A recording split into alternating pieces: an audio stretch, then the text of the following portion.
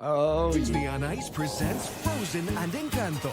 Celebrate the power of love. Y Familia.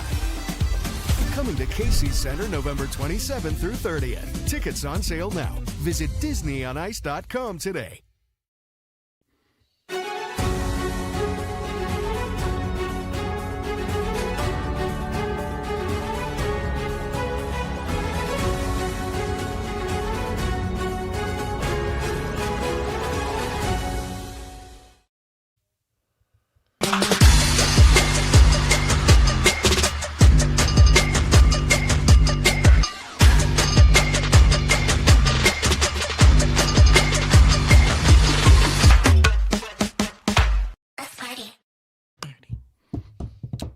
what's up? I'm Jake Brend with Bigger Than 12, joined by my co-host Derek Duke, where every Sunday we break down the Big 12 Conference. We'll recap the full day in the Big 12 and look ahead to next week. We talk a lot of Iowa State, but it's not just Cyclones. We go from Morgantown to Salt Lake City and everywhere in between. Be sure to check out Bigger Than 12 every Sunday here on Iowa Everywhere.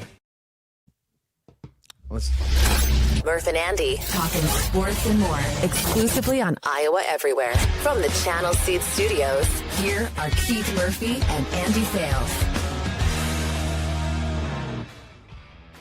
Welcome to Murph and Andy on a busy sports Monday. Got a lot going on today. Got Cowboys and Cardinals on Monday Night Football. State volleyball is underway at Extreme Arena. Big schools playing today. And the basketball, the college basketball regular season tips off. We've got Iowa State's men's and women's teams playing. The women have already won. The Cyclone women have already won. The Iowa women play. The UNI women play. And Andy, the Drake men and women play. Thank you. All right, I was wondering how long you're going to wait to get to them. Well, no, I wanted to end on Drake because I thought you could do everybody a service. And go ahead and let us know who's on that Drake men's basketball roster. These guys right here. These are your Drake Bulldogs. Right back in the exact same position that we were all in last year, where you're like, okay, starting with the coach, who are these guys? It's Eric Henderson and a whole bunch of new guys. It gives you hope that they did what they did last year in the same position, but I think everybody's being realistic. 31 wins is a lot to hope for, but this guy can coach. And these players are really likable. Like they always seem to be at Drake. Media day, those interviews, I was like, man, these guys have fun potential. Yeah, and Eric Henderson has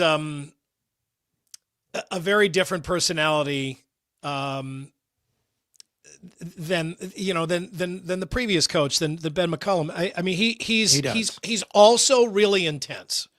They're both really intense, but he's like a different type of intensity. He's kind of a happy. He looks to me like he might be a close talker. Like you talk to him and he steps kind of right up in your face and yes, and gets excited and talks and he's a guy that seems like he's got calorie burning going on probably even while he's sleeping. But he's got a tall task, right? I mean, it's not all that unusual anymore in college basketball to have a new coach and basically an all new roster. But it is odd to see most of last year's roster less than 2 hours away. That's kind of unique. Yeah, just all these guys that you recognize from Drake or over at Iowa. But, it is what it is. And, Drake fans believe, right? I mean, they're not just told to believe. They don't just have faith. I mean, they have proof, right, that this happens, can happen at Drake. It can happen with a whole bunch of different coaches have had immediate success at Drake. I mean, right. Think about it. I mean, Nico Medved, Darren DeVries, Ben McCollum, they've all had immediate success at Drake to varying degrees. At a place where there used to not be not only no immediate success, but no eventual success for a long time. Yeah, I mean, it used to be that you just had to you had to give them so much leeway, right? And so you had to applaud just the tiniest little things and just hang in there.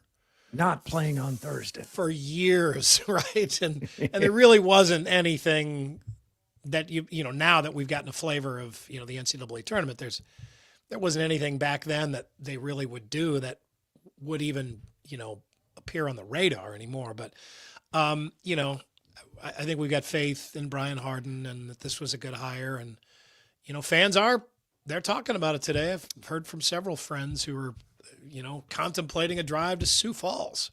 There's a good crowd up there at the Iowa State women's game. So, yeah, here we go. Basketball season, ready or not.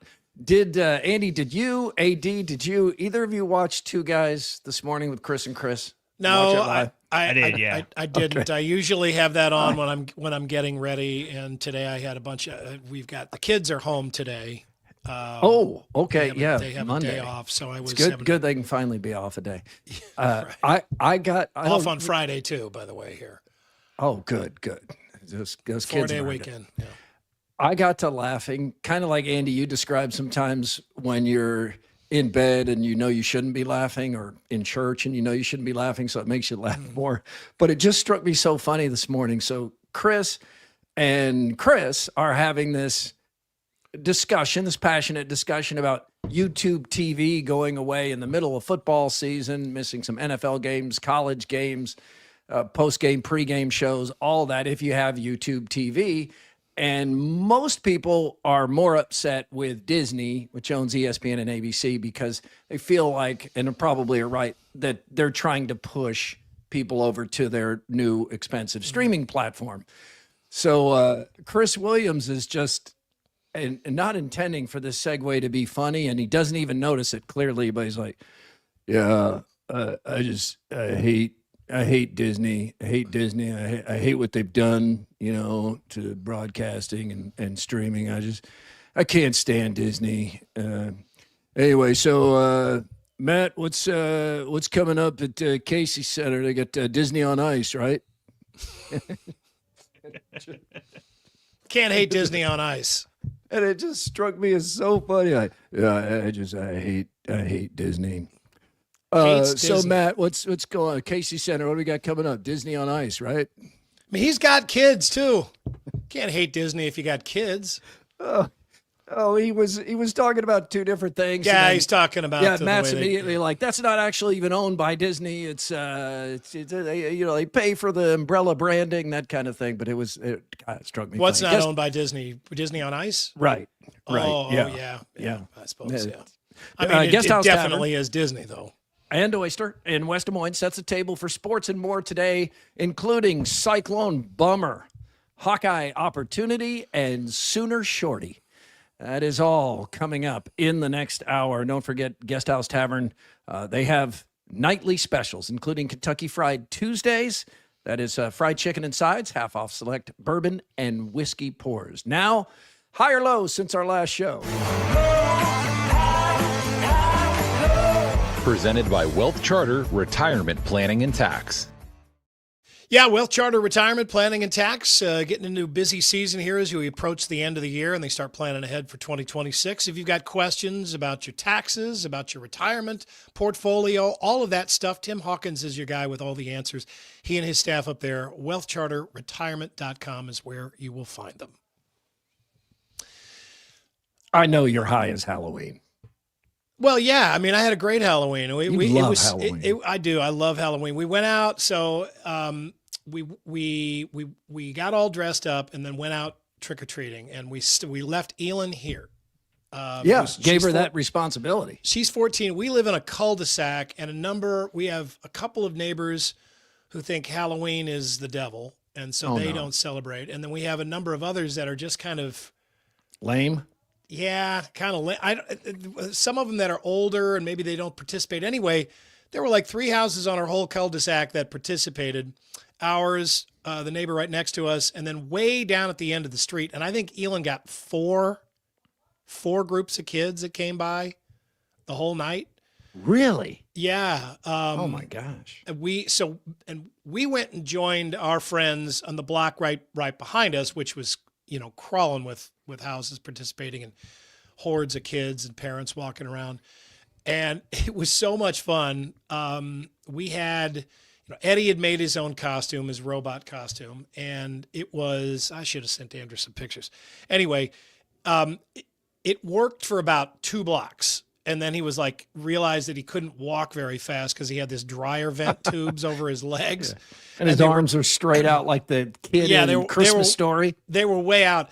And so we had to like cut those loose, and he had to like wear them like bunched down on his ankles like leg warmers for the rest of the night, just so he could keep up with the other kids.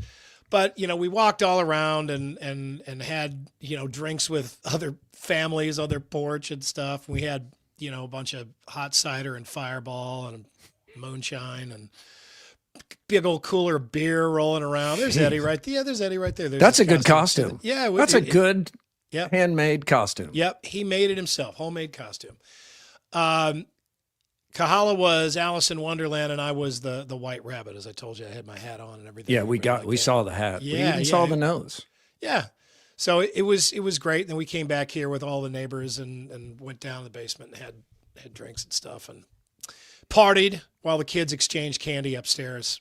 It was a great Halloween. It was a lot of fun. There's me and Kyle right there downstairs. Isn't that cool? Like that? That is cool. It's just you got some big teeth there, Andy. Yeah, big teeth. I had to take off the jacket by that point. It was hot. It was hot. I am like a Patriot in the Belichick era right now. I don't have days off. My days off right now are just moving, and I'd rather be at work. It's God, this has been we're several weeks into this, and the big moving day is yet to come. That's Thursday, but Saturday from morning until night, we just moved stuff, got stuff ready in the new place. Jenny's already doing some remodeling, so it's just a lot. But on the way back to our longtime home, we stopped at the station, not the TV station, the sports bar of the station, and watched Game 7 of the World Series, and that was riveting. Mm-hmm. It was fantastic, and I'm so glad we watched. I mean, we did not have a rooting interest, and Jenny was like yelling at the screen a couple of times. You couldn't believe the amount of times that one play changed the outcome of the World Series in Game 7. It was spectacular. And even though Nebraska's playing USC and there's football games on all these different TVs, slowly over Game 7, all the attention starts to turn to baseball, which is not the way it's been for a long time, with the exception of when the Cubs won the World Series around here. That kind of changed things. But there's just been this slow decline of interest in the World Series. And we learned today that the peak was like 33 million people watching Game 7, highest ratings for a baseball game in decades. Mm-hmm. So it wasn't just us. It was great drama. And I'm just so glad we stopped and watched. I can't imagine being a Blue Jays or Dodgers fan, like a hardcore fan, and watching Game 3, 18 innings, or Game 7. It was amazing. It was. And I mean, I'm trying to think of all the factors that went into making it interesting. I mean, obviously the Dodgers are one of the most well-known brands in baseball, and it's a huge market. You have the best player in baseball, maybe the best player ever. Maybe. I mean, he's in the running. Certainly for talent, won't have those kind of stats when he's done. But for what he's doing, Shohei Ohtani, it's unprecedented. It's incredible what he's done. And then, you have all these young stars with Toronto, really interesting pitching staffs. I think it's been really interesting that the split finger fastball, for somebody that grew up in the 80s, like just mesmerized by the splitter with Bruce Sutter in St. Louis, that has made such a comeback. And there's all these guys throwing these crazy splitters in this series. And the crowds are really loud, especially in Toronto. But I mean, when Bo Bichette hit that 3, which sounds like Boba Fett, by the way, when he hit that 3-run bomb, I was like, oh, this is over. Same. Los Angeles is not coming back from this. And they got to 2 outs away from a World Series title, and the Dodgers battled back. Miguel Rojas hits that home run with 1 out. It feels over at that time, and then that ties it. Mm-hmm. And then but the Blue Jays can still win it in the bottom of the 9th, and then you have that that bang bang play at the plate, which I mean, this is a photo here, and if you're not watching, you've seen this photo. The catcher Will Smith pulls his foot off the plate for just a moment, and then you see on the endless replays he did get it back like a half inch or just a fraction of a second before the runner gets to the plate. If you're a Blue Jays fan, this photo haunts you forever. I mean, it was a bad lead. You could argue he should be running through the plate instead of sliding. Not sure. I think my instinct would be to slide there, but this is that close. I mean, one more inch, Andy, and the Blue Jays are champions right there. Right. Yeah, he scores there, and they go home, or they're at home, and they're done. Should he dive? I mean, would that be better to try to reach his hand out there? I mean, anything to give you those last couple of inches that you need there. Or the first base approach. Do you just sprint right through because sliding slows you down? Yeah, I don't know. I just think that maybe if you dive, you're not dragging yourself across the ground. You can get out in front of your legs. And then or out in front of your body too. Maybe you can go farther than they should have they should do like a challenge where they do all three of those methods to see which actually gets you to. It'd probably be really difficult to actually do that. Like the old sports science show that used to be on. They would do stuff like that. That'd be fun to see. But it doesn't end there. Then it looks again like the Blue Jays are going to win because you're watching the tracking of this fly ball, and you're like, he's going to have to make a Willie Mays over-the-shoulder catch. That's not going to work. And Andy Pajas just comes up with the World Series on the line. Crashing into each other. Over. Incredible. Knocks him over, and that is a difficult catch, too. And that keeps the game going into the 10th inning, into the 11th inning, and then Will Smith hits the home run that sets off, 1,000 lame jokes about Will Smith. Boy, Will Smith can really hit. Mm-hmm. Will Smith really slapped that one. Hope Chris Rock ducked. I mean, it on and on. But he comes out. This guy caught every inning of the World Series for the Dodgers. He hits the home run. And then just one more element that was fascinating. Yoshi Yamamoto had pitched. He threw 96 pitches the night before. No one thought he would be available. Mm-hmm. He goes up and says, I can pitch. And there he is with the splitter right there. He comes into a situation with 1 out and 2 on and gets out of it. He ends up winning 3 games of the World Series. He was also warming up Tuesday morning in the 18th inning right after pitching a complete game saying, I'll go in. I can do it. And Andy, this has me wondering, have the Japanese, are they exposing that maybe we're being too careful with arms and baseball players? I mean, we've got Ohtani pitching and hitting and being great at both. We got Yamamoto coming out of 96 pitches and pitching the next day and throwing 2 complete games. Most teams won't let their pitcher go past the 6th inning anymore. Maybe we need to learn from the Japanese. It's okay to go back to the way things were. Or the way things were. I mean, the way things were when? In the 1910s? No, I don't mean the pitcher, but you mean the pitch count? Starting pitchers completing games like Bob Gibson, Nolan Ryan, and Greg Maddux, and many others. Well, it's Game 7 of the World Series, so anything goes. Yeah, you got plenty of rest coming up, and you're doing everything you can. But I mean, I think so. I think with both of those players, there's an argument to be made that we don't have it all figured out. I mean, we may be the center of baseball and know all things baseball, but there should be. I don't know. I just don't. I don't know that those two arguments or those two cases are all that crazy. They're not. I mean, even Shohei Ohtani. I mean, again, you have so often your best pitcher is your best hitter. And almost every high school team. They're incredible athletes, and why do they just stop hitting? Why do they have to do that with all of those guys? Why can't they, if somebody's up for it, why don't they let them continue to field a position when they're not pitching? And why Why are you so certain that that's the only way to do it when it's clear it's not? In this situation, I mean, he's the best player in baseball. He's the highest paid player. I mean, he is a world phenomenon. He's a phenomenon in Major League Baseball. Usually when you get guys like that, you have a bunch of people that copy them.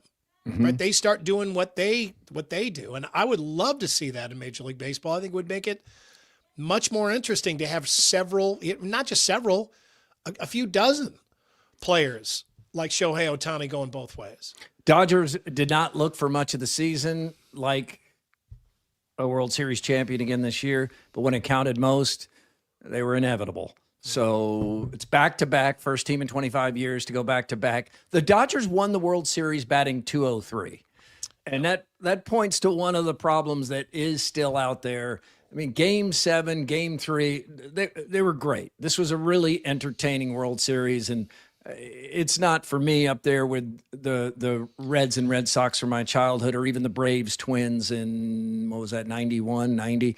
Those were fantastic World Series. I'm sure each of you probably have one that comes to mind, but it was great. But it is still it is an endless series of fouled off pitches, too many strikeouts, too much downtime, too much inactivity. So much bullpen. Oh, it's so driven by bullpen. Analytics. You still have these payroll divides between teams. I mean, there's still some work to be done, but it was nice for baseball to remind us how great it can be. And it really did, especially Game 7. Yeah. I mean, when you got people in sports bars turning away from college football, that's a good sign. Yeah, I can't add anything more to that. I thought it was an incredible breath of fresh air. And if I'm a Blue Jays fan, I don't know how I ever get over that. By the way, AD, the Will Smith curiosity, not the actor, just the name. Yeah, 6 straight years. It's bizarre. Somebody named Will Smith has won a World Series 6 straight years. 3 of them have been the guy who just won it with the Dodgers. Right. But then I guess it's a common name.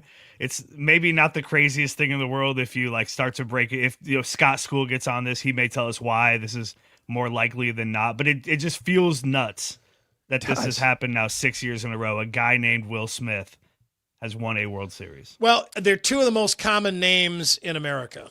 William and Smith. Yeah. And, I mean, and William you can do Will, Bill, Liam.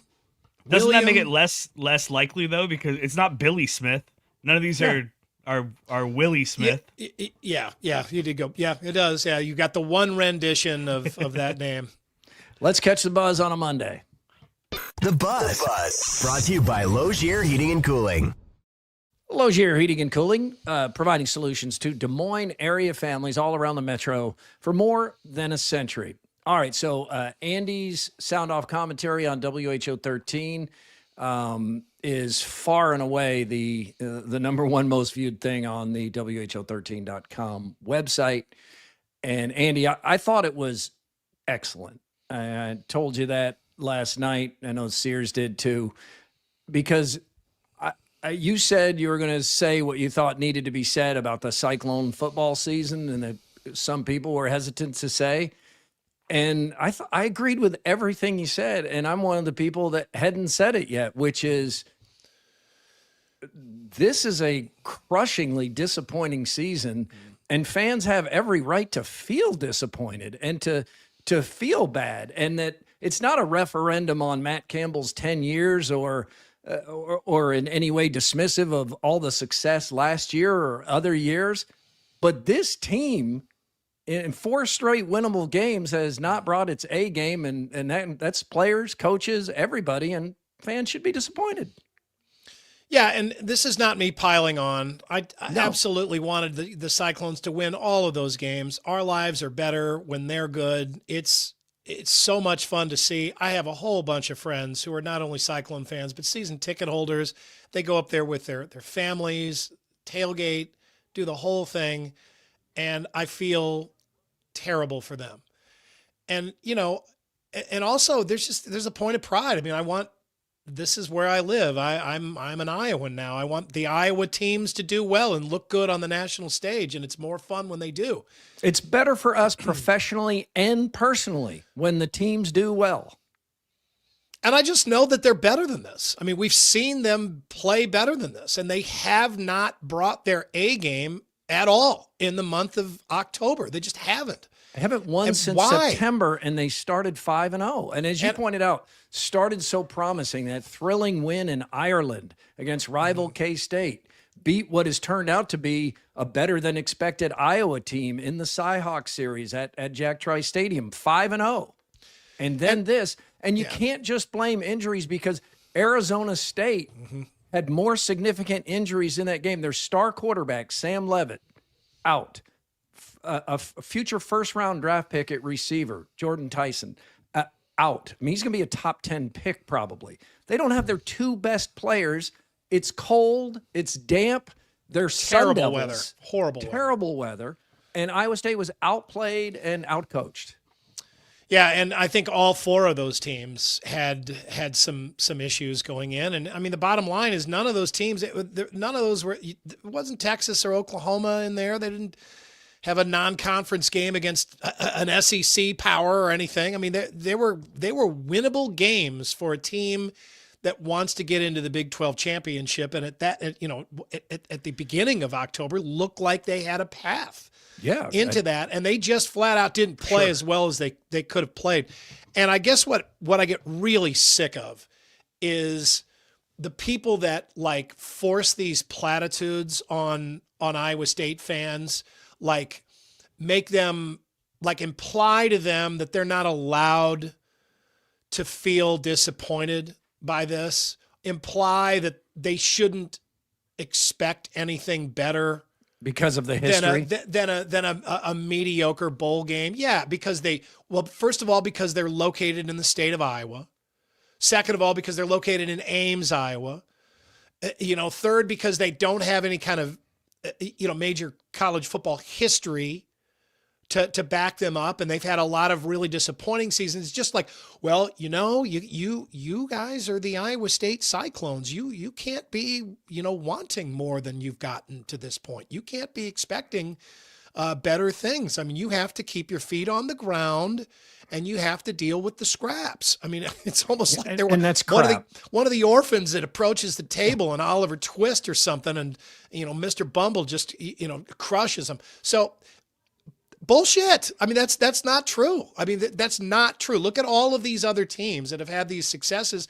Iowa State has all the things that those teams have. They have really good facilities and good coaches, incomparable fan base that has just been there through thick and thin, and they have the right to be able to expect more and be disappointed when they don't get some of these things. They're not asking for a national championship. There was none of these four games were national championships. They were winnable games in their conference. And for a team that started off as well as they did, they look like they should win those games, at least play better than they did.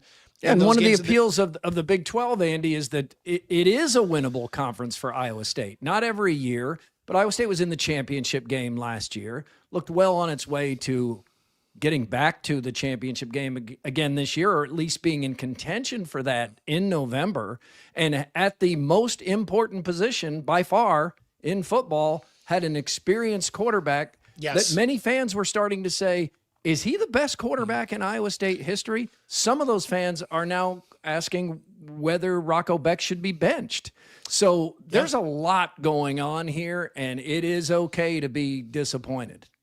Yeah, and listening to the broadcast crews also, doesn't that wear you out a little bit as they bend over backwards to dig for nice things to say when it's just clear this team is not playing very well? I understand they got a job to do. That's what they're supposed to do, and that fans would torch them if they were too honest. But at the same time, you're just like, all right, come on, man. You don't need to totally break your back kissing butt or looking for ways to kiss butt here. But they're, Matt Campbell, he's just, what he has done at Iowa State here is just, it's unbelievable. It's just incredible. And they're playing like shit right in front of these guys. And you're like, all right, guys, say that at the beginning of the game and then put it in your pocket once they're not playing well and clearly not getting the job done. Matt Campbell isn't getting the job done. You don't have to keep, you don't have to keep doing that to the guy. You don't have to keep saying that stuff where they're, to be able to do this in a place like Ames, Iowa, what he has done is just nothing short of remarkable. No, yeah, it's well short of remarkable. Okay, it's well short of remarkable. Right now, it is. Come on. Yeah, it does not dismiss the prior accomplishments or anything, but this team is losing in the margins. But it's like they regressing. It's like they're too afraid to be honest about what they're seeing in front of them and what they have seen this month or in the month of October. I mean, they did not see good football. That game on Saturday, man. Arizona State wasn't great either. No, they had, even Sims, who came in and just lit up the world. I mean, he gave them opportunities with turnovers, but that offense looked like Carson Hansen, and that was it. It was a really frustrating game, and it's okay to be frustrated at this point. I mean, the fans have done their part at Iowa State, and then some. I mean, oh my God, they've done their part. They deserve to be able to look at something and say, you know what? I expect more than this. All right. So your commentary on my Facebook page has, let me see, 140,000 views, but it has 130 comments, which that's a lot of comments, especially because you can't just play it. You have to, click through and go to the website and everything. Let's see what people are saying. I want to see what people are saying about the comments. Let's get the insight. What people are saying. Comments share mixed reactions to Andy's commentary on Cyclone football. Some criticize his negative tone, while others agree, citing disappointing performances and high expectations. Fans express loyalty to the program and coaches, acknowledging that bad seasons happen. Yes, they do. Yeah, they do. They do. I don't see it as negative tone as much as like when you said it, I was like, yeah, this does need to be said. One of the ways you give somebody a compliment is to show them that you have high expectations, that you think they're better than this. And that, I think, Cyclone fans should feel about this Iowa State football team. This team should be better than this. Yeah. It's this okay to be disappointed. Yeah, it doesn't make you a bad fan. It doesn't mean No. you forgot history. It's okay to be disappointed in this season. No one is. Your no one is history. calling. Your history is not this year. Okay, this is Right. not. This is not 1995. No. You're not taking this team and time traveling it. Right. And no one is saying Matt Campbell needs to be replaced or that that this team's not trying or that the 5 wins weren't still fun at the beginning of the season. All of those things are true, but it is okay, especially in this day and age where, among other things, your football coach in Ames, Iowa is making like $5 million a year. You can have expectations that he does his job to the standards that he says he expects from his players. And they're not doing that right now. The quarterback's not playing well. Special teams aren't playing well. Receivers aren't catching the ball. There's too many turnovers. There's a lack of discipline out there. And winnable games become losses when you lose in the margins, which is the opposite of most Matt Campbell teams. So it's not saying that Matt Campbell or the program or anything else. I think what you're doing, I truly do. I think you are complimenting Iowa State football and the fans by saying it's okay to expect more than what you've seen the last month because you've earned it. If things are in place, you have what you need to be better than what we've seen. Yeah, right. I mean, the biggest insult would be able to say, "Well, hey guys, you're 5-4. You know, you're Iowa State. You shouldn't be to the point where you are griping about an above 500 record. You're Iowa State. You should never feel so entitled that you would gripe about a record like that. I mean, you could still go to a bowl game. I mean, and then Cyclones lay out the bowl history. Yeah, they're past that. They're past that. And look, I mean, we know bad football when we see it, no matter who's playing it. If Iowa plays it, we can call it the same way. I mean, if guys are not catching passes, if the quarterback is not hitting open receivers, if punt returners are fair catching balls on the 6-yard line, I mean, repeatedly, if your kickoffs are carrying to the 25-yard line, I mean, that's bad football. We've seen enough good football to know the difference. And, so I compliment Iowa State fans all the time on their resilience and the way they've been able to keep their heads and wits about them and, appreciate the little things and the things that they can control, the tailgating and everything up there and their support of the programs. It's been amazing. But there are a whole bunch of them right now who are really disappointed. And it's like they speak up. They get shouted down by a whole bunch of others who are like, hey, don't you remember the old days? I mean, I would have killed for a season like this. Okay, yeah, you remember those days, but we're not in those days anymore. Yeah, they're not saying that over at Indiana. No, Vanderbilt. And that's the problem when your program gets better, the expectations come up and the bar raises. But I don't know. These have been games where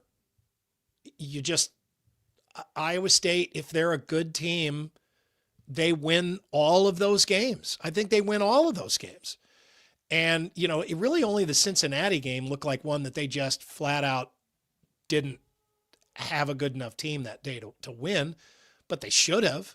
Yeah, I still think they should have. Close. Yeah. But, the BYU game, to have that good team on the ropes the way that they did early and just lose it, a game at home, it's too bad. And I feel bad for the Iowa State fans who let their guard down enough after all these years to feel really excited and let their expectations come up and imagine what a path would look like to the Big 12 championship again this year. And by the way, the top and most frequent Hawkeye comment of, well, you won the only game you care about, beating Iowa. That's all, Matt Campbell cares about. It's all the Cyclones care about. They beat Iowa last year and then won 11 games and went to the Big 12 championship game. And Matt Campbell has a losing record against Iowa. So,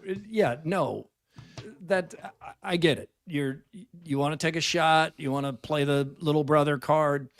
That it doesn't apply here. It really doesn't. Let's get to the nostalgia rewind. We'll keep it pretty tight. We don't need anybody reliving too much of this game. Iowa State, Arizona State, early in the second quarter, tied at 3. The Cyclones do find the end zone. Second and goal from the 7-yard line. Beck's under center, backs in the eye, and a fake pitch. Beck's rolling right, looking to the end zone. Now rolling right again, keeping the play alive. He'll tuck it and run, and he'll dive into the end zone for a Cyclone touchdown. That's John Walters on the Cyclone Network, courtesy of Learfield. Arizona State answers with back-to-back touchdown drives to take the lead, but late in the half, the Cyclones answer. Sims will run it off the right side. Brought down, fumbled the football, and Iowa State's on it. Fake handoff, throw, caught, touchdown, Bramer. Rocco Beck faked the handoff to Hansen, and then off that RPO, we found a wide-open Benjamin Bramer for the touchdown. Back to Bramer here in a few minutes, but missed extra point. So Arizona State leads at the half, 17-16. And I was not there. I might have pointed out I was moving, but that looked like pretty miserable weather, all things considered, especially if you're from Arizona. It's always rough when you look at that end zone camera during an extra point or a field goal, and there's just in Ames. That's always kind of. It's very often the direction that the rain is coming toward. So it's just all over the lens. And you're like, okay, guys, I don't think we can use this lens for this. You just do the sideline shot because I can't. The camera looked like it was underwater. Cyclones got the ball back with an interception because Jeff Sims had the game of his life, but still made mistakes that kept Iowa State in it. Kyle Conradi missed a long field goal to take the halftime lead. Third quarter, Sims has that 88-yard touchdown run. I mean, this guy rushed for more than 200 yards from the quarterback position, had more than 400 total yards. Jeff Sims. This gave Sun Devils an 8-point lead. Penalty turned a Cyclone red zone trip into another field goal attempt. So 24-19, Arizona State with the lead. In the fourth quarter, the Cyclone defense does provide opportunity. Arizona State, 4th and 3 from the 18-yard line. Sims, running play, now throws it, incomplete, broken up at the line of scrimmage. It might have been Brzezina that hit it. A quarterback draw, Sims running.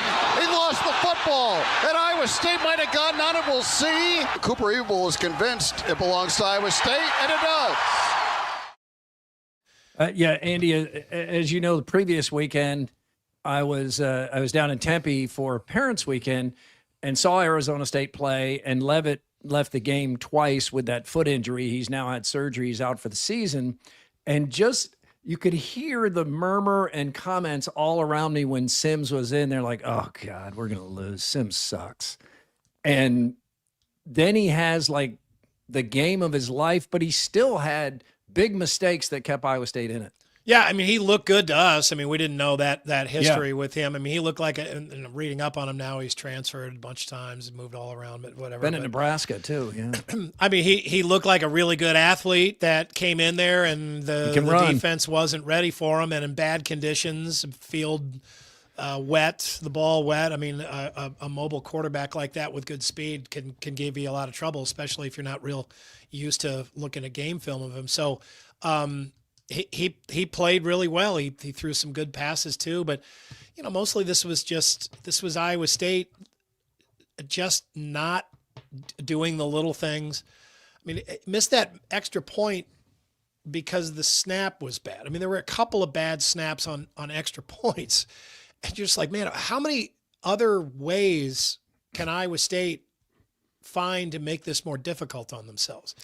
Arizona State was keeping Iowa State in it. Yeah, I mean, they had like the two teams that were in the Big 12 championship game. No, it didn't. It was a far cry, but it looked like Iowa State. Clearly, Iowa State still had a chance to win late in that game. But as I was watching, I'm thinking, I don't think they're going to win this. And you look into the stands, and it looked like a lot of the fans agreed because they weren't there. They were gone. Other than those shirtless guys up in the top deck. They kind of had a rally going there for a while, those shirtless guys. Respect to those guys. Interception, 5-yard pass on 4th and 6. And that was a ball that was not placed right where the receiver could easily keep running forward. So to make sure he caught it, he fell to the ground, come up a yard short. 24-19 is the final. That's 4 straight losses after a 5-0 start, and now Iowa State goes to TCU, where the Cyclones are 6-point underdogs. After the game, the Cyclones searched for answers. We're disappointed. We're upset. That's really all it is. That's how we're feeling right now. We know we got to stay positive, still stay up, and continue the grind and whatever we're doing. But we just got to change something just during the week, just as players as a whole, and just change up your rhythm. Just find that joy again. I feel like we've been stuck in the same cycle. There's 70% are really good football, and there's some critical moments where you don't make the tackle, you don't score the touchdown. Those critical moments are costing us the opportunity to win football games. We feel like it's a lot of self-inflicted wounds, which is what makes it hurt even more. But yeah, just gotta keep pounding through it, keep showing up. No one's wavering, no one's flinching, and we're just gonna keep showing up. Video courtesy of David Warrington at WHO 13. And Rocco Becht, again, just always accountable and honest, and you can kind of feel his pain a little bit there, too. He sounds so down, and it's hard to listen to him be that down because he's just so damn likable. Well, sometimes the best change that you can get as a team is to have all the expectations lifted off of you. And that's what's happening from here on out for the rest of the season. I mean, I don't think the fans expect anything else from this team. They're hopeful. They want them to win. They've got, several more games. Yeah. But they don't expect anything. And I don't think, sometimes, that's the hardest thing. And that's when a team can really just sort of open it up and kind of go for broke and not feel like they have to, do anything more than go out and have fun playing the game of football. Here's Kenny Dillingham, Arizona State's coach, on the Sun Devils, finding a way to win in Ames. Yeah, I mean, somebody says, excuses are like armpits. I'll change the body part. Excuses are like armpits. Everybody has them, and they all stink. Nobody cares about your excuses. You either get it done or you don't. And our guys got it done today. No excuse for who's in, who's not in. Nobody cares, right? Do you accomplish a task or you do not? And our guys accomplished the task today, and I couldn't be more proud of them. Man, how can you not like that guy? Every time at a press conference, win or lose, he doesn't give you coach speak. He tells you what he thinks. No, and that's a win that they should feel really good about. I mean, they were missing arguably their two most important players, playing in lousy conditions. I mean, nobody wants to go sit or play in a football game in that kind of weather. And it's not a great season for them. So they went on the road and won. The Ben Bramer moment, want to circle back to that outside the context of winning or losing, because, of course, it doesn't seem important when you're watching this unfold. He got back up after a big hit, torso hit, and then he collapsed. And it reminded some people of DeMar Hamlin. Oh yeah, just it was scary. AD, I think you were scared that he might have died. Yeah, like legitimately I was. It was because of the way it looked and the way his body convulsed, and then the reaction of the people around him, the Iowa State staff putting up I don't know what this stuff means, but you can tell it's a serious situation. It was all over the faces of everybody. Absolutely, just silent in that stadium. And even after the game started, I had a stomach ache. Really, even after they said, "Hey, he's gonna be okay," I felt uncomfortable watching the rest of that game. I can't imagine how those guys went back to playing. Well, I just thought it was strange because it didn't look like a scary hit. He did get up, and then he was sitting up before he, so it was like clearly his spinal cord wasn't severed or anything, and then kind of went down, and then it just kind of got more and more serious.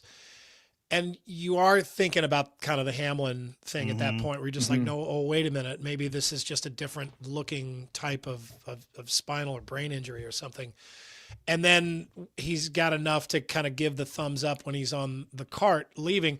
And, in the back of your mind, in the back of my mind, I was thinking, they really take every precaution now. They don't. They do. Fool and they around. should. They don't. Yeah, they should. They have the facilities. They have they have the people. They've got the stuff. They got the time. Treat it as seriously as you can.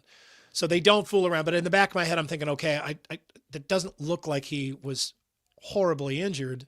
Right. And they're just taking every precaution here. But you can't help but wonder. I mean, how bad it might have actually turned out. Yeah, and I was less worried about like a neck injury than like internal organ type stuff. Right. Like, Heart, the cardiac like arrest that, right. whatever. I'm not a doctor, so I stayed away from speculation, but my thought from where he was hit and seeing this in boxing, MMA, and even football, I thought, when he stood back up and then went back down and kind of passed out, I thought, that looks like a classic liver shot.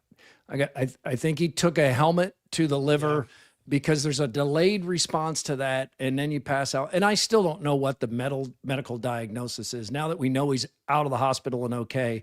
But that kind of reinforced to me when Iowa State, thankfully, and nice job from Iowa State of putting this word out as soon as possible, because a lot of people were scared and worried. And, I'm sure it was hard for his teammates to go on and keep playing this game. But he was out of the hospital after evaluation and treatment, and he was out pretty quickly. Right. So I don't even think it's out of the possibility that he'll play again this weekend, because they checked whatever they needed to check. I think it was an organ taking a big shot, and then your body shuts down for a little bit. But thankfully, it does not appear to be related to the brain or spine, which are your biggest concerns. Yeah, isn't it a funny thing? I mean, we all love this game where these big, athletic, fast guys kind of skate right along the edge of danger. Sure. At all times. And I mean, honestly, the only way you know that the danger is there is when occasionally someone falls onto the other side of it, right? And into it, real danger, and something really bad happens. And that kind of reminds you, or gives you more, proof that this is dangerous, and it does make it more exciting. But then, there is the time that even a guy as big as Ben Bramer can get seriously injured. And that reminds you that this is not fooling around. I mean, these guys need to wear these pads. They need to be conditioned. These refs are out there to keep this game as safe as possible. We need to follow along with all that kind of stuff, because when reality hits you and you see, oh my God, somebody really did get seriously injured, you instantly wish you had done more to keep that player safe. Louisville Hawk writes, kudos to State for how they handled everything. Yeah, it's seconded. It was everybody seemed to do the right thing, and we've had so far it seems a very positive outcome. That was scary. That's the Nostalgia Rewind, presented by Barntown's Nostalgia THC Seltzers. Sorry it wasn't more of a party there, Cyclone fans. There's a lot of bummers in that rewind. We do have a quickie poll. It's from WCI Pools and Spas in Ames and Urbandale. If you were Matt Campbell, would you try a new quarterback this weekend at TCU? Yes, the Cyclones need a change, or no, you can't bench Rocco. It seems on the surface to be maybe a silly question, but as a couple of people have pointed out in our interactive comments on YouTube today, Matt Campbell benched Brock Purdy, and that turned out pretty well for Brock Purdy and the Cyclones. Sometimes when you have a quarterback who's having a confidence crisis, which is what it appears with Rocco Beck, that can happen. I still wouldn't bench him. I would stay with Rocco because of the slide and the leadership, and I think you run the risk of the team just feeling like it's all coming apart and you're giving up if you bench your clear leader who's been so great at times for the Cyclones. But he's almost like a guy right now, Andy, that needs to be coached out of the yips. They have to find a way to set up a plan that gets his confidence back. Yeah, I mean, there are two different issues here. I mean, what's good for Rocco Becht and what's good for the team. And, ideally you want that to be one and the same, but sometimes they're not. I mean, sometimes, you can tell that what the player needs is to sit down, right? Sit down, clear his head, watch from the sidelines, and just get a different perspective on the football season and the game itself. There are other times where I think it's clear that the team has lost confidence in its quarterback. I'm not close enough to Iowa State to know that there's any of that going on, or even wonder that there's any of that going on with Iowa State. But if Matt Campbell sees like that's a situation with his team, like maybe with another quarterback, these guys would change the way they're doing things on offense a little bit, or maybe would inspire the whole team, then I think that would be a good reason for him to make that change. But I don't know. I mean, I would think that start off the game with Rocco at TCU, give him that opportunity to have the good game that we know is in him. And if he just doesn't look like he's got it, then go ahead and make a switch. And I don't think they're beyond making a switch in the first half of that game where it's still something that's winnable and you can make a difference by making that change. And Taylor Mouser and Matt Campbell can script out those first couple of drives with plays handpicked to help Rocco Becht's confidence. And it would also help if the receivers would catch the damn ball. Oh my gosh. Yeah, don't you wonder what's going on there? Like if they've grown accustomed to balls that are, inaccurately thrown. And so when they do have a ball that hits them, they're surprised. Not surprised. They're just not, it just doesn't hit it. It's just not, it's not like muscle memory for them or something. I mean, it seems really weird. You're like, man, those are catchable balls. I mean, some of them are not on quite the right shoulder or whatever. You can pick them apart, but they're still there. They can still, they get their hands on the ball. It seems like they should be able to catch it. Interact on YouTube, on X, or email Murph_Andy@iowaeverywhere.com. And it is all powered by Cellular Advantage, where you can now get the best of T-Mobile's number one ranked national plan with U.S. Cellular's number one ranked Iowa plan, all in the same building. Some more hot topics. We'll hit these somewhat quickly. Did kind of a deep dive on Iowa State today. But Oregon and Iowa gets that 2:30 time slot. Perfect. CBS, big noons coming in. It is arguably Iowa's most significant game in 10 years, at least going in. College football playoff is still out there. You still have the trip to USC. Now, it may not be viewed in retrospect as the biggest game, but it feels going into it even more. AD, I call on you because you have more of a vested interest than I do as a Hawkeye fan. Do you feel like this is a bigger game than either of the Big Ten championship games? I do. Yeah, I feel like it's bigger than those because you feel like you actually have a chance to win these.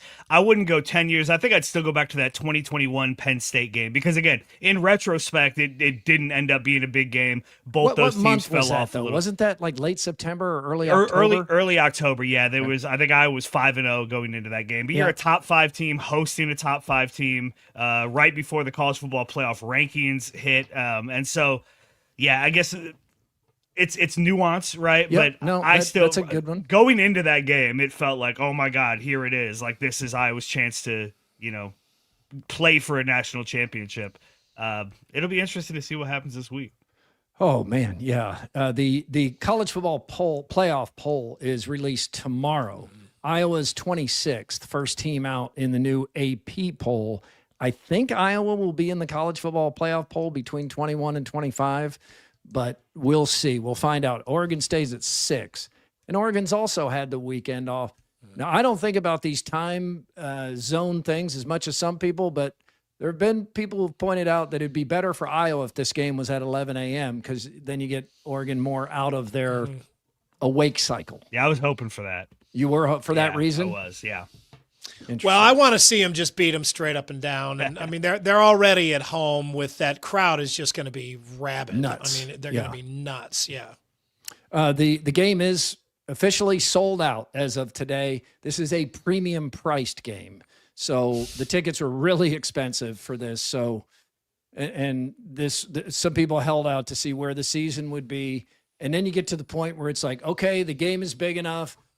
I don't care that the weather might be crappy. Now I'm going to spend the whatever it is, $150 or $175 or probably more than that on the secondary market, but it is sold out. Dylan Raiola out for the season. That's a bummer. I mean, I want to see him play against Iowa.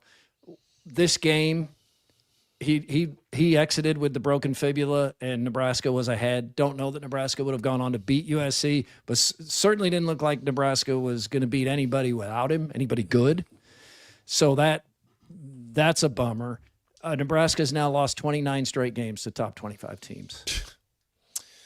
Matt Rule still hasn't beaten a top 25 team at Nebraska. It's funny that it wasn't very long ago that I was worried about that Iowa-Nebraska game at the end of the year.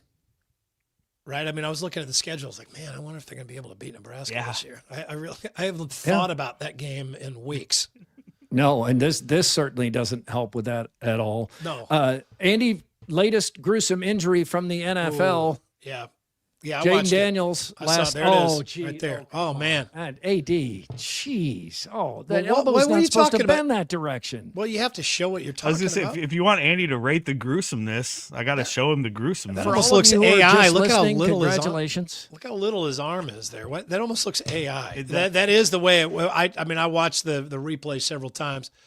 Not that I liked it. I got to see what they're talking about. That is not the direction that the elbow is supposed to bend. In fact, it's not his passing arm. That's the really good news. And you see how great those Seahawks throwbacks looked?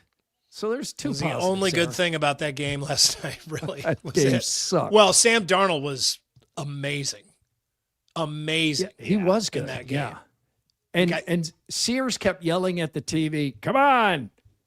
Flex this over to Peacock. Yeah, we're just to Peacock and we're give just us your yelling. local news. Yeah, get this game over with so we don't have to stay here until midnight again. But yeah, man, true. And then he came out and they had his like arm in that like massive brace. Yep.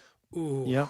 Yeah. And then also in the NFL, I mentioned it just because it's so interesting that it's not a big deal. Cam Little kicked a 68-yard field goal, and it's the new NFL record, but we've kind of been waiting for this to happen. I mean, somebody's going to kick a 70-yarder probably by the end of the season. This was indoors, right? Was it, or it was in a dome? Where the Jaguars playing? They were playing. Were they at Indianapolis? They were in Vegas. In Vegas. Okay. All right. That's on indoors. That indoor field. Yeah. So, I mean, there's, I think it looked like that field goal would have been good from 72 yards. Oh, yeah. The Cowboys got a kicker that can make one from 75. Now, here's a look at Oklahoma's kicker wearing short shorts. All right, Andy, this is the new standard in ridiculous. I mean, come on. This is beyond anything we've seen. This looks like somebody has photoshopped it, but they haven't. This is the actual picture. Look where his shorts end. These are hot pants. This is the sports equivalent of a centaur, right? This is two halves put together. This is football and soccer. The man, he has the body of a football player and the legs of a soccer player. I wouldn't wear that to the beach. Oh, I know. I think Kirk Herbstreit called them Daisy Dukes. Yeah, that's a good one. They are ridiculous. Well, put some pants on, man. You could be over your knee, but you don't need to be mid-thigh. Yeah, you dress like this though, and you don't get to fake it and lay it on thick in the roughing the kicker situations. No, and I think the ankle socks might make it even more dramatic. Yeah. At least pull your socks. That's a lot of leg. Yeah, that's a lot. lot. Oh my goodness. Confluence official beer of Murph and Andy. Confluence proudly serving the new light lager Old Tavern. It is available almost everywhere. I've been checking. I see it on tap everywhere. If you don't see it, please ask for it. Now, let's get some more. But wait, there's more. From Either Or Eatery and Patio. Either Or becomes Tinsel tomorrow. Their holiday pop-up, November 4th. Stays that way until January 4th. So a couple of months to check that out. Floor to ceiling vintage holiday decor. Bunch of spots for great photo ops. Yeah, like that one. Wow. Yeah. Is that last year, Andrew? That it was last year. Yeah, Yep. Inside and out. They got the photo ops. Special menu items. More info to come. It's a great place to go in the holidays. Hope everybody had a happy Halloween. I hope you all had fun trick-or-treating. It did not go well for everyone.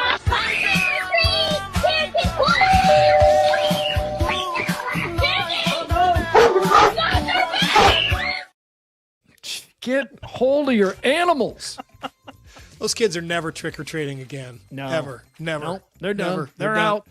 They're out. More on Halloween. How about, I saw this a bunch of times, people driving their kids around.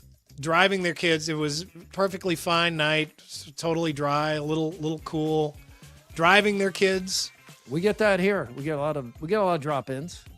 Kids who empty the entire bucket. Some of our friends a couple of blocks over, they had to turn out their lights early. They had bought like 3 huge bags of candy, so they spent like $50-$60 on candy. Put this big bowl out, take one, said the thing was gone within 10 minutes because some kids just emptied it into their bags. It was just gone. Houses that decorate for Halloween and then they don't hand out candy. Got the pumpkin out there, got the light on, and yeah, then what's they don't that come about? to the door. What are you doing? Why Maybe they're would you, out. What are you doing? So what? Turn out your lights. Bring in your decorations. I mean, you're just baiting. It's like it's a decoy. And then the people driving way too fast through the neighborhoods. Probably youngsters. Young adults don't think about young these adult things. males. Yeah, Especially males. Our friend Laura is a Spitfire, and she get after somebody. Oh my God! 2 different cars like walked out into the road. Slow down! The guy stopped, and she walked right up to the driver's window. It's like, slow down! There are kids walking around here. It's dark. What are you doing? Just screaming at that, and I'm like, okay, see, that's the difference between a petite woman and a man right there. Mm-hmm. Okay, if I do that to somebody, there's a 50% chance that guy gets out of the car and then I have to fight, and it's go time. Right. Yeah. Not doing that to her. As a matter of fact, I think they both apologized and they were like scared shitless. I mean, they were like, she knows she's not going to get punched. The only way she gets punched is if she starts yelling like this on a Carnival cruise. Yeah, or if it's another woman or something in the car. God knows what. If somebody have a gun or something. I was like, whoa, what are you doing? I was kind of scared about that. All right. A Florida woman is suing SeaWorld Orlando because she got hit in the face by a duck while riding a roller coaster. It knocked her out. She's seeking at least $50,000 in damages for what she says is negligence on the part of SeaWorld, which led to the flying duck striking her. Complaint alleges that SeaWorld was negligent in maintaining its premises in a reasonably safe condition and did not warn of any dangerous conditions about which it knew or should have known. How are they supposed to prepare for a duck flying by? That's a duck being a duck, and Oregon's at Iowa. I mean, how in the world? There's ponds and stuff, I guess, but the roller coaster's going. I mean, they can't have the ducks sign a waiver. Yeah, what about the duck? I bet that sucked for it. That duck is gone. Yeah, it's totally gone. Speaking of Florida and Halloween, let's go back there one more time for a pretty good costume. The neighborhood Karen. I just saw a kid take 3 pieces of candy. 3! This isn't HOA approved. It's not that hard. Just follow the rules. Oh my gosh, the fog is triggering my asthma. Okay, drive! Don't record me. That's against my HIPAA laws. That's a good Karen. It is. Yeah, the wig, the Karen wig, is what makes that. That little girl is a lot. I'll bet she's a lot. That didn't end when the camera stopped rolling. No, she stayed in character. That might just be her character. I don't know. She might be Karen. R.I.P. Dwayne Roberts, the inventor of the frozen burrito. Oh man, he's died at age 89. He leaves a legacy. I had a frozen burrito last night at work. Got it in a vending machine. Yeah. You just get those individual ones in the freezer section that heat up for 1 Fairway. minute. Oh yeah. Question my life decisions. College, you just had those things packed into that dinky little freezer in your mini fridge. Sounds like he actually did some pretty great things with his billions. He had a fortune. Major philanthropist, gave generously to veterans. Bought some hair. Animal welfare, education, and the arts, and hair dye. I believe. You think or is that a tube? Yeah, it's some kind of system. Yeah, he's got something going on there. Anyway, rest in peace, Dwayne Roberts. From the bowels of Instagram, we bring you the world's best invention, or maybe it's the worst. Here we go. It's the beer parka. Oh my gosh. Well, so it doesn't disguise that it's a beer parka, though. No, it doesn't, and you need it in a solid color or something. That beer's going to warm up pretty quickly. Yeah, your body heat warms. That beer's going to be 98.6 pretty quickly. And then if somebody hugs you a little too hard, you're wearing beer. You're wearing beer. You're going to get beer in your face. Speaking of drinks and food on the street, man, there are some strange laws out there. You know this. In Alabama, it is illegal to walk down the street with an ice cream cone in your back pocket. Should be.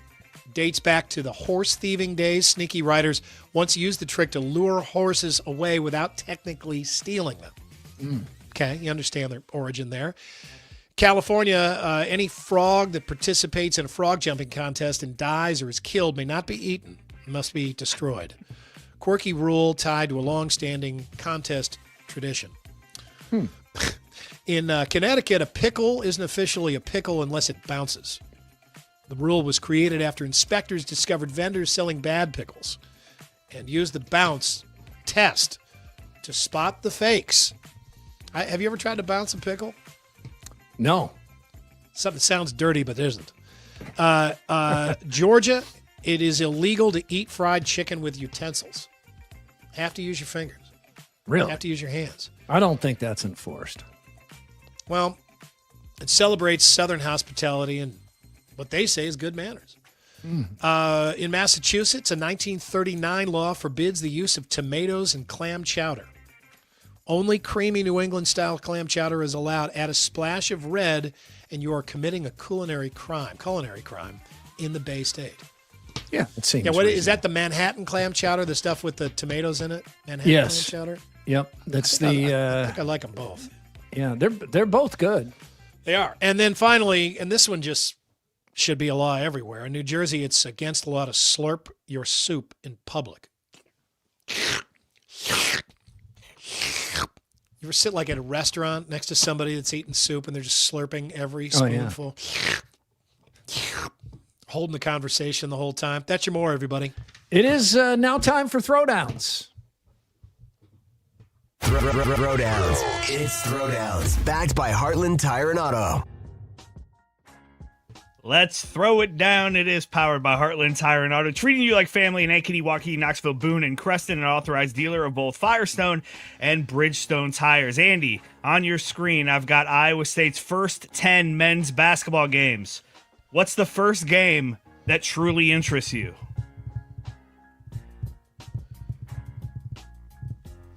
The Mississippi State game. I'm interested in that. Yeah, that's good enough.